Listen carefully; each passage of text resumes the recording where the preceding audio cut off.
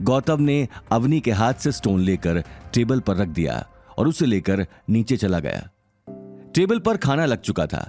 हालांकि गौतम ने बहुत पहले ही डिनर बना दिया था। कुछ ही देर में उसने खाना गर्म कर दिया। अनिल और अवनी के साथ गौतम खाना खाने को ही था, लेकिन तभी अवनी ने पूछा, मॉम कहाँ रह गई? पापा आखिर इतनी देर से मॉम किससे फोन पर बात कर रही हैं? पता नहीं बेटा, तेरी माँ की बातें न आज तक मुझे समझ में आई हैं और न शायद आगे कभी आएंगी। वो एक पल कैसी होती है और अगले पल कैसी, कोई नहीं समझ सकता है। अनिल ने हल्की मुस्कान के साथ जवाब दिया और खाना खाने लगा। लेकिन इससे पहले कि वो पहला निवाला मुंह में डालता, उसे गीता की गुस्से भरी आवाज सुनाई दी। हे भगवान, कोई करूं मैं, एक टेंशन खत्म ना होवे और ये आदमी दूसरी खड़ी कर दे है। ये बात कहते हुए गीता गुस्से में डाइनिंग टेबल के पास आकर खड़ी हो गई। अब क्या हुआ मॉम? अरे सी से पूछो, ये गौतम ही बताएगा तुझे। इसकी तो आदत हो गई है नई नई मुसीबतें खड़ी करने की। ये बात सुनते ही अनिल और अवनी एक दूसरे को देखने लगे। वहीं गौतम को कुछ समझ में नहीं आ रहा था। क्या हुआ? अब किस बात पर इतना तमाशा कर रही हो, बताओ भी। अभी अभी मौसा का कॉल आया था और उन्होंने मुझे बताया कि गौतम ने आज के ऑक्शन में धोखे से पासेस लिए थे, जिसकी वजह से वहां हंगामा भी खड़ा हो गया था। और अब ये सारी बातें मौसा को भी पता चल गई हैं। नील ने उन्हें सारी बातें बता दी हैं, क्योंकि अग्रवाल परिवार का नाम बीच में आ गया है तो सब लोग मौसा से ही सवाल पूछ रहे हैं। पूरे अग्रवाल परिवार का नाम उछल गया है। और तो और ये सारी बातें शनाया के ससुराल में भी पता चल गई हैं। ये बात सुनते ही गौतम के साथ साथ अनिल और अवनी के पैरों तले जमीन खिसक गई। वहीं गौतम समझ चुका था कि नील ने बात को घुमा फिरा कर बताया था, जिससे उस पर कोई सवाल खड़ा न करे। बेचारी मासा पता नहीं क्या क्या सपने सजाकर बैठी थी शनाया की शादी के लिए, लेकिन इस आदमी की बेवकूफी की वजह से उनके सारे सपने पानी में मिल गए। अरे गौतम, जब तुझे पता था कि इस तरह के हाई फाई ऑक्शन में हम जैसे लोग नहीं जा सकते, तो फिर क्या जरूरत थी जाने की?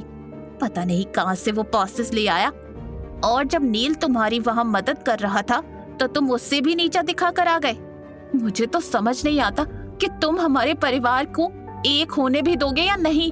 पहले ही इस परिवार में लड़ाइयाँ कम होती हैं, जो तुम आग में घी डालने का काम करते रहते हो। अपनी बात कहते हुए गीता गुस्से में गौतम के सामने आकर खड़ी हो गई।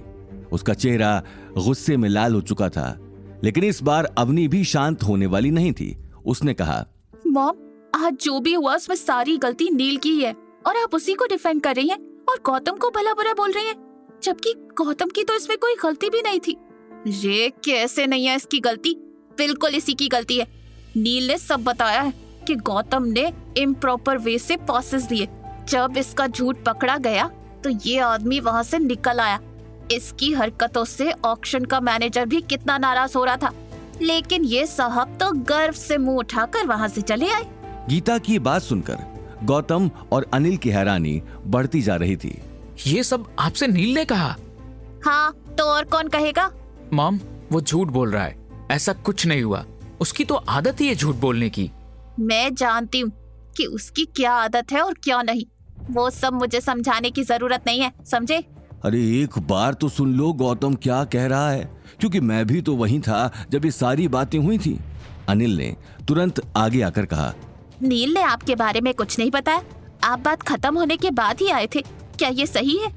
हाँ, हालांकि ये बात मेरे सामने तो नहीं हुई, अनिल ने टूटे फूटे शब्दों में जवाब दिया। लेकिन इससे पहले कि वो अपनी बात पूरी करता, गीता ने बीच में ही उसकी बात काट दी। नहीं ना, इसीलिए अब आप चुप ही रहिए। आप कोई कुछ नहीं बोलेगा, क्योंकि आज पानी सर से ऊपर चला गया है। और जिस आदमी को रोका नहीं गया तो आगे ये कुछ भी करता जाएगा। ये कहते हुए गीता ने आगे आकर गौतम को कंधे से पकड़ लिया और उसे दरवाजे की तरफ ले जाने लगी। चलो अभी के अभी मेरे साथ अग्रवाल हाउस जाओ और नील से माफी मांगो।